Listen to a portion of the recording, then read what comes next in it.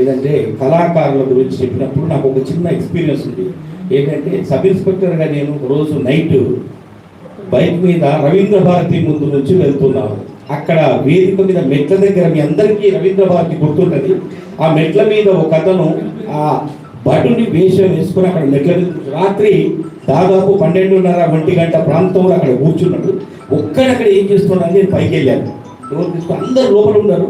ఉంటే సార్ నా పాత్ర 2:30కు వస్తుంది, నేను భటుని మాత్రమే అంటే ఒక్క నిమిషం అలా వేదిక మీద కనిపించే పాత్ర కోసం చలికి 2:30-3 గంటల ముందు మేకప్ వేసుకొని ఆ మెట్ల మీద కూర్చొని ఎవరి కోసం వెయిట్ చేస్తున్నాడు.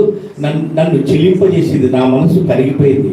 నేనన్నా ఈ నాటిక నీవు వచ్చే వరకు, నీ వేదిక మీదకి వచ్చి నీ ప్రదర్శన ఇచ్చే వరకు నేను ఇంటికి వెళ్ళను, మొత్తం కార్యక్రమం చూసి వెళ్తానని నేను ఆగిపోయాను.